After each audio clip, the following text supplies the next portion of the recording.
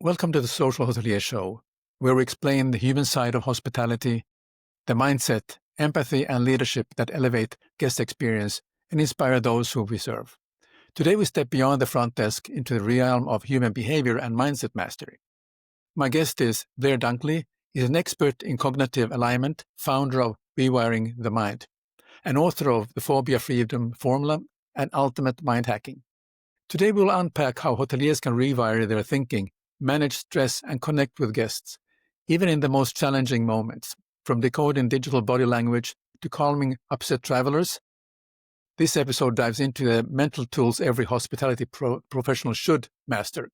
Welcome, Blair, and it's an honor to have you on the show today. Thank you so much for having me, Sam. Really appreciate it.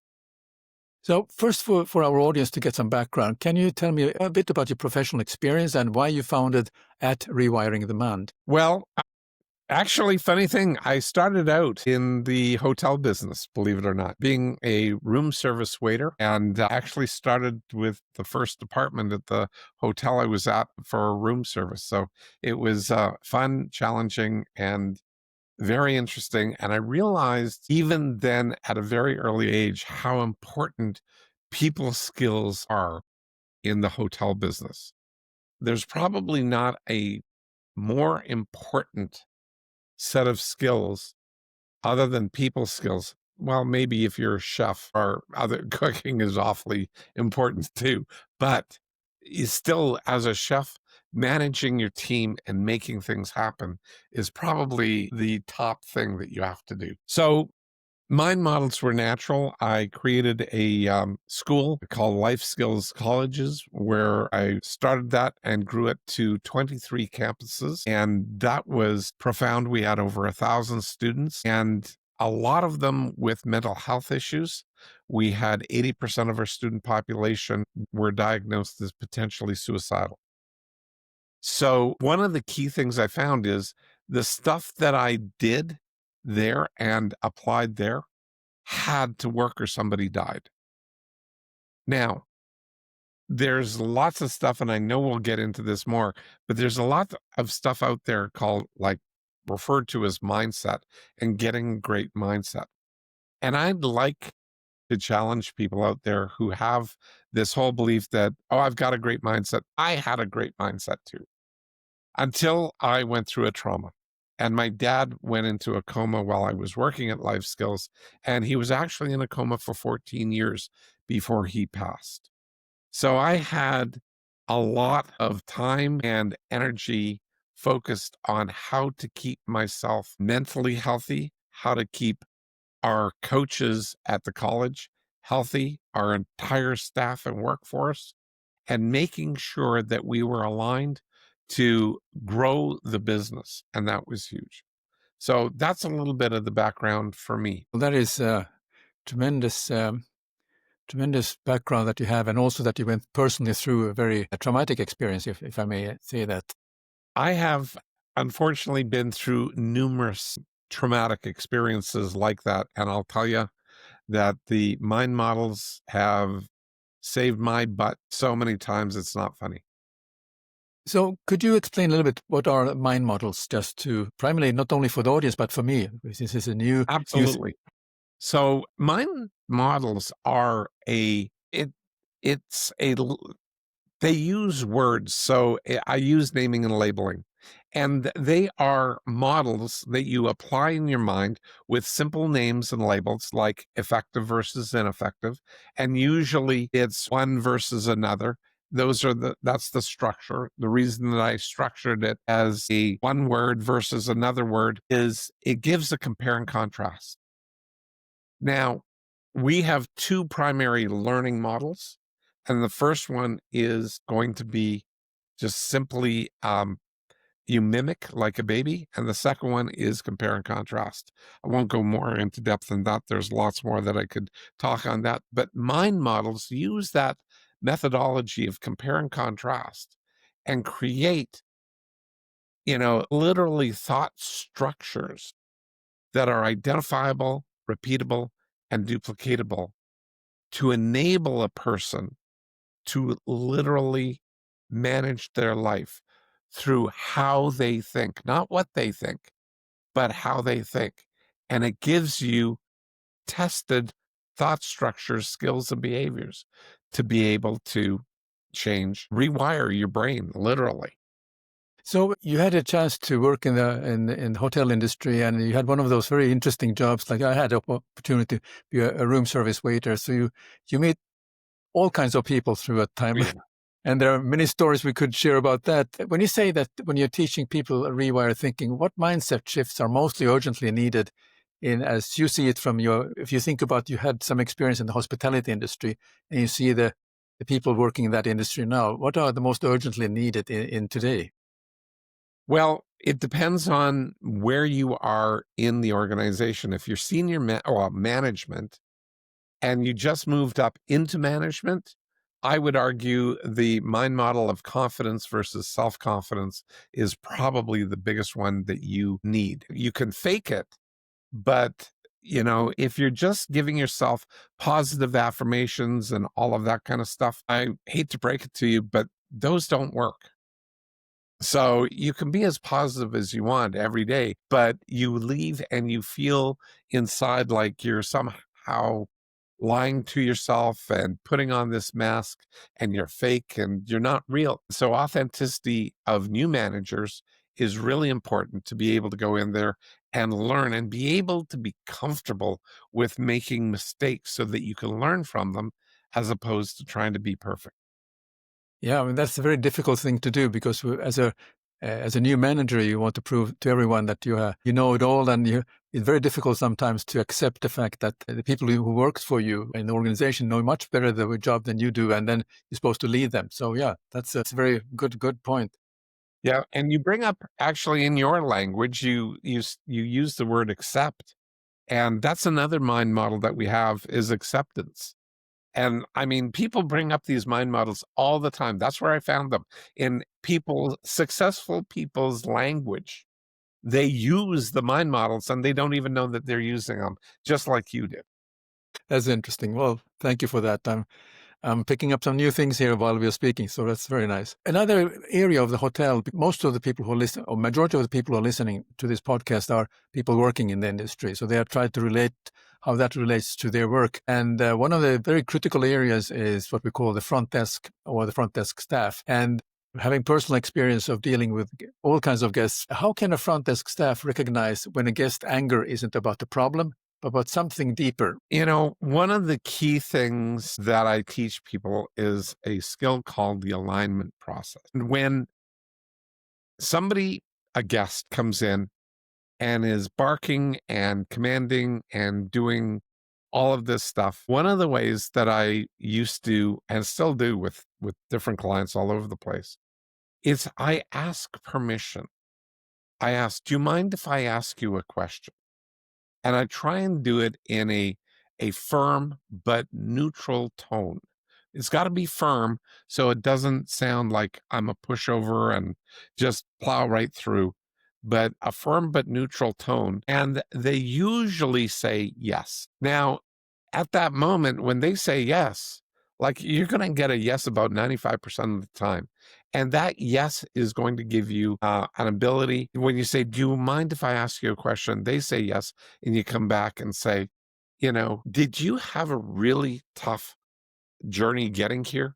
What's going on for you? Or I'm not phrasing it quite perfectly, but I would say something to the effect of trying to be empathetic towards the guest and allow them to vent so that they can actually express their focused issue on the real issue, not at you necessarily, so that you've now pivoted them just away from attacking you in the hotel to literally coming in and saying what caused the state that they're in, because that state did not happen accidentally. It's there. It was created by a set of circumstances. And there's a mind model called self, other, and situation, SOS, self, other, situation. And when you take it on yourself, you're going to be losing self-confidence. You're going to probably start making mistakes at the front desk, and then it just pisses the person off more. Mm, But if yeah. you can separate self from the situation, in this case, the guest situation has got very little, if anything, to do with you. And that's the other, but their situation that they were in is coming forward and using that alignment process. Excuse me, do you mind if I ask you a problem or a question? And they say yes. And they say, and then you can just say, boy, I really understand that you've gone through something challenging. What's the issue that you faced getting here? What is the thing? Or what caused, you the difficulty that you seem to be going through right now? Maybe I can help you with that. That's And fantastic. that's the whole process of how they are. And the SOS helps the front desk person, separate themselves from somebody else's problem instead of accepting the problem as theirs that they had nothing to do with. Yeah, exactly. I mean, this is what happens all the time. You're if you learn how to ask that permission to ask a question, I think that's a very you can step back from a situation. You don't feel it's not about you, but you will actually help them too, and you can create a kind of a relationship in a way that with a person you didn't know from before. So that is a very very interesting way that you are describing this. Mhm. But then, then we have also, because of the online bookings and we don't really know these people until they arrive, how can hotel professionals decode a digital body language to understand the tone and emotion in emails and that part, which is also something that is now for the last few generations where uh, we got the bookings of the guest booked themselves by telephone calls or somebody booked on behalf, but now it's a rather impersonal email, and now even more it's a third party who does a booking. But if you get faced with sort of uh, and how can you understand the language much better to decode the digital body language to understand the tone and emotion of the writer?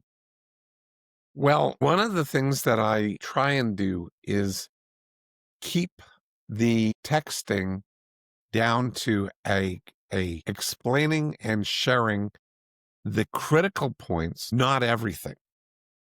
And so when some people are structuring their digital interface, they want to put in everything. They overcompensate and give everything. Try and do it in a way that, if you can, let the guest know that if you would like more information on this, you can go here. Like, if you want all of the amenities, go here. But if you have like 15 amenities, don't name and label all of that. Just lump them in a place separately so that the person can quickly and easily get to where they want to go.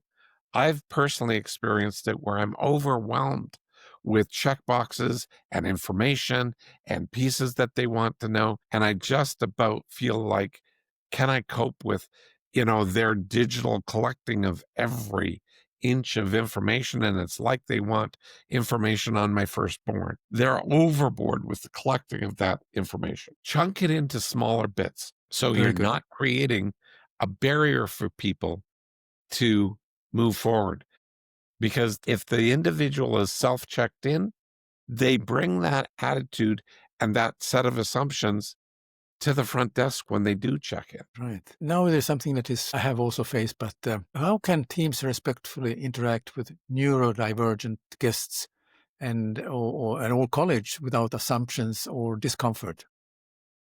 Well, one of the key things that I've worked with a lot of neurodivergent individuals, and I just, again, ask simpler questions like, can I help you? Are you clear on what needs to happen next? And when they go, are they tracking and following? Because a lot of the neurodivergent individuals have challenges. Like, I'm dyslexic, so that, sometimes I make mistakes and I reverse my numbers. So that's something I've lived with all my life. However, asking people to or pointing out their mistake as a mistake, as opposed to seeking clarity from the guest, those are the types of things that I would do and acknowledge. Like, I mean, this is going way off topic, but there's a comedian name is Matt Rife, and he will engage audience members, and he goes out of the way to deal with people who are physically handicapped, like literally in wheelchairs. And he includes them in his comedy act, roasting them or doing things, engaging with them, and they love it. And so that is the sort of thing that I go, if you're being extra cautious around them, that doesn't feel like you're treating them as an equal. Yeah. So yes, you break down your questions, keep them slightly simpler. And Matt Rife does it very fluidly by keeping like just what what is your name? Like he starts off with just that simple piece of information and it's crystal clear that he figures it out and then he engages with that little piece of information and move forward. So take the chunks of information, make them a little smaller, and remember the person that you're talking to is a human being. And so, like, it matters to them and treat them with dignity and respect. And they respond in kind. Very good. Very good. Uh, When a guest mood spirals, what is the first mental reset a staff or hospitality professional should do before responding? Well, one of the key things that you don't want to do is spiral out of control with the individual. That's about the worst thing that you can do. But acknowledging their situation, frequently I've asked individuals, I'm not sure what you're trying to get across to me, but I really want to understand it. Can you help me understand the issue from your perspective? 99% of people, that's what they want. They want to be understood from their point of view, not from yours. Yeah. So that's the key, always. Yeah. That you're on the same side, basically. Absolutely. You work with cross-cultural teams, Yes. I'm sure. And how can curiosity become a leadership tool in multinational hospitality environments? It's absolutely essential. If you start checking into the customs, like right across, the front desk, and you start engaging with questions that are maybe not got anything to do with booking them into the hotel, find out where they're from, find out, what they find interesting in their areas. Start being curious. Curiosity is the biggest thing that you can bring to the table, and just accepting where they are. That acceptance is so critical for people. They want to be understood and accepted. And when you can do that from the front desk or any place in the hotel, people will remember you. You've made an impact in that. Yeah, that's so true. Yeah, I mean, these days, I mean, even if you go as a hotel guest or you work in a different country, majority of the staff are not even from the country themselves. So there are people who have, in Europe, for instance, you find that hotel staff are coming from Asia, you have from Indian continent, you have from Africa. And so I think it's very important also among the management to be sensitive to understand the culture they're coming from and also be curious and guide them gently during that process of how to deal with the hotel environment. And then as a guest that you are facing, I think it's very interesting. I'm a very curious person, so I'm always interested to learn about what are the things that fascinates them if they're coming and visiting Finland, for instance, or how can I share with them some ideas what they can do, which is not in the local guidebook. And usually that's Exactly. quite appreciated. Usually is, all of these little things is, do you have plans, do you know where you're going next? Do you know how, what did you came to, in your case, Finland? Do you understand where to go? I would love that if somebody asked me, do I know that? And would you like one of my favorite spots? And you can Yeah. make recommendations. And if you just do it again, would you like? That's seeking permission. again, it's just another way of doing it. Yeah. So, One thing that I noticed throughout my career, and I didn't really fully realize at the time that in the industry and also in the hotels that I worked in, that we are dealing with some mental health issues, either whether it's relating to uh, abuse or using alcohol or drugs and so on. Why is the mental health often the unspoken challenge behind service excellence, and how can then, as a leader, make it safe to talk about it? well, it's really, if you're in management, the number one thing is accepting this is something that's there.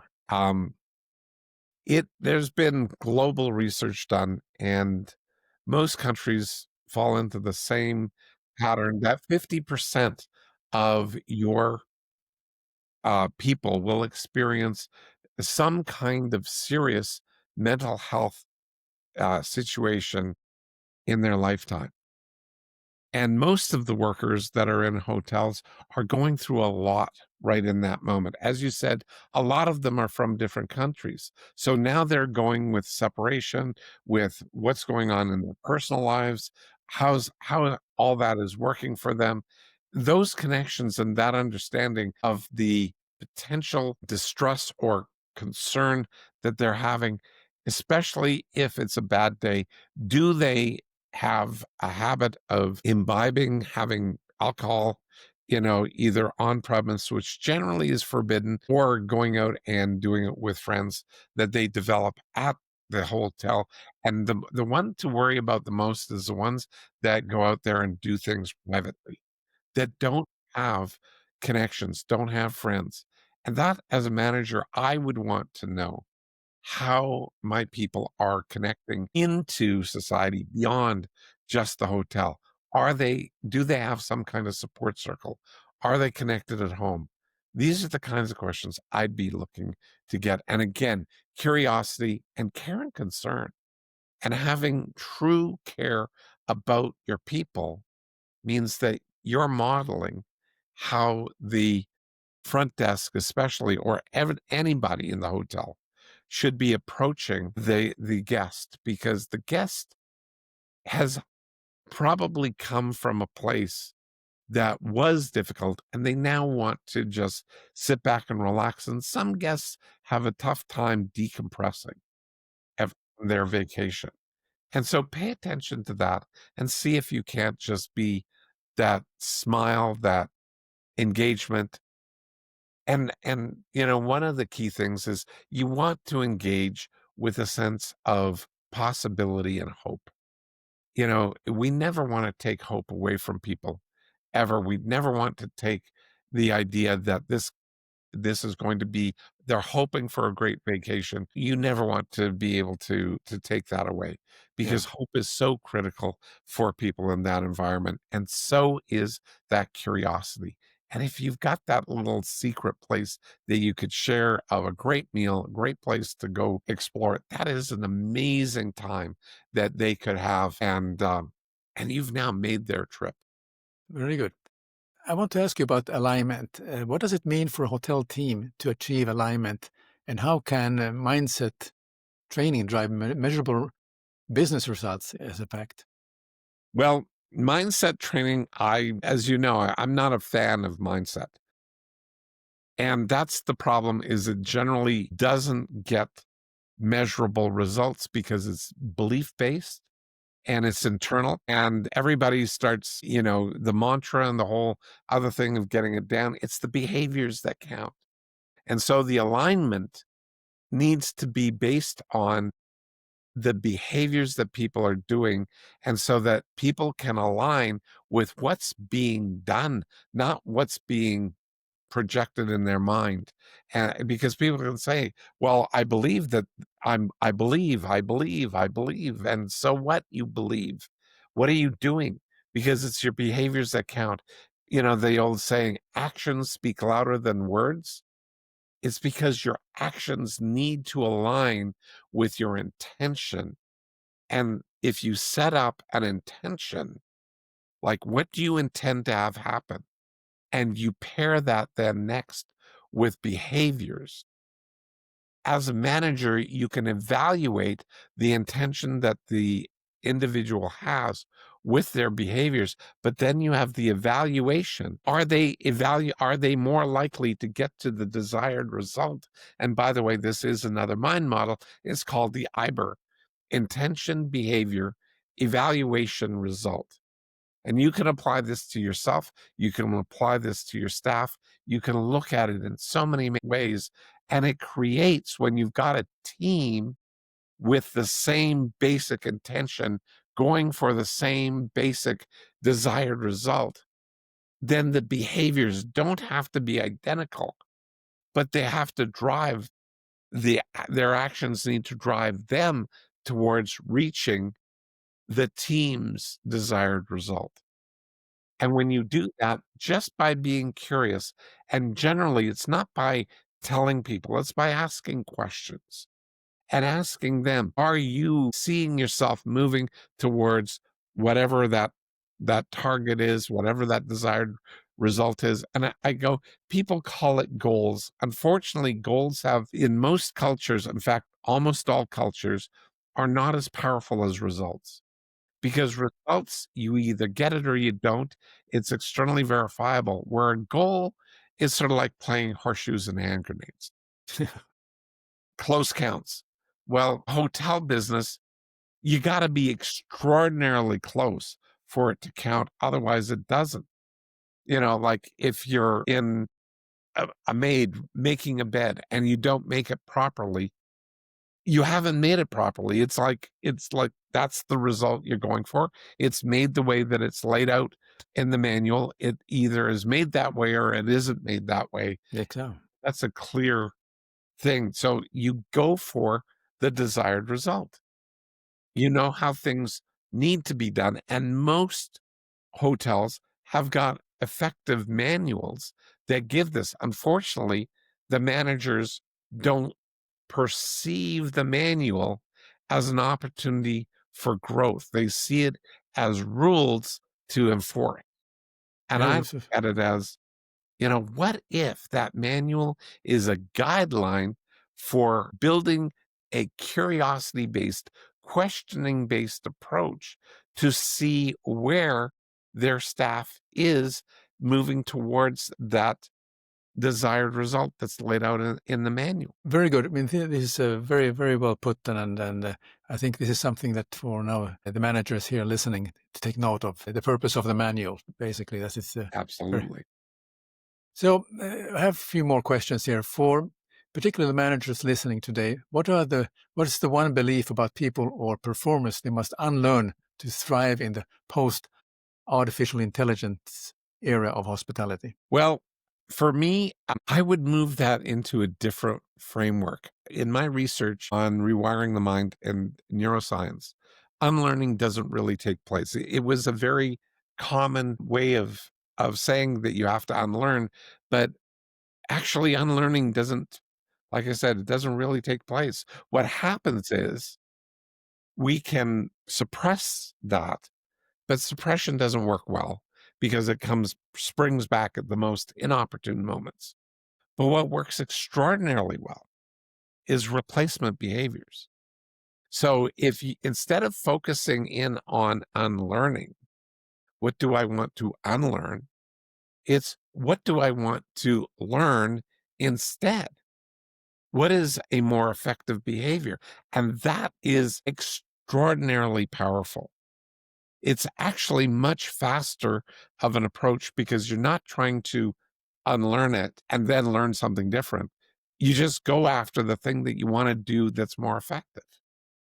And I have, a small stack of 3 mind models, and I call it the 3 E's. And the first of the 3 E's is the concept of, well, the mind model, effective versus ineffective. Then the second one is external versus internal. And the third one is evaluation versus judgment. And the reason that it's called 3 E's because everything that you want is the first version of each of those mind models. And you have 3 things. So you want things that are effective, externally verifiable, and you want to evaluate. You don't want to judge.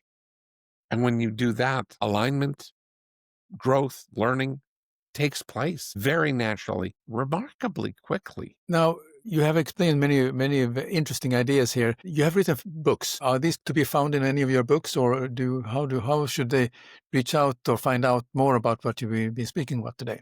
Well, there are elements of that in my books. So, the primary one would be likely the Ultimate Mind Hacking book here. And the follow-up to that, well, not exactly follow-up, is Phobia Freedom Formula.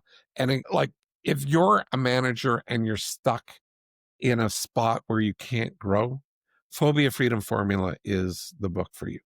So, because if you're suffering from self-sabotage or doing that sort of thing, and you're wanting to move up in the hotel, yet you just can't seem to do that, you've been passed over for promotion, well, Phobia Freedom Formula maybe is the thing that you need to take a look at. But the 3 E's are described in both books, but the better book for that would be Ultimate Mind Hacking, or joining me on my free every Tuesday night. And I know it's in Europe, it doesn't work well because it's 7 p.m. Mountain Standard Time. That gets a little awkward over in Europe, but it is on repeat. So you can go on YouTube and look for the Blair Dunkley Experience and start getting more information. Excellent. Very good. So you mentioned the YouTube channel and so on, and then also your company. But if people are interested to find out more about rewiring the mind, how can they reach you and how can they find out more about this? Well, they can do it 2 ways. So they can go to blairdunkley.com, and that's got a place where I have the majority of my stuff I've done, and there are ways to get a hold of me, but my email address is simply blair@rewiringthemind.com. Very good. Blair, it has been a very interesting conversation, and I learned so much about what you're doing. And so thank you very much for joining today, and thanks for all the fantastic insight. Well, thank you so much, Eric, for having me. I just want to make sure that is. And people out there, please give Sam-Erik a great rating, like a 5-star rating. He's doing an amazing job. Please, take a look at it. He's finding guests and giving you guys unique insights into how to shift yourselves in the hotel business. It's huge. It's huge. Well done.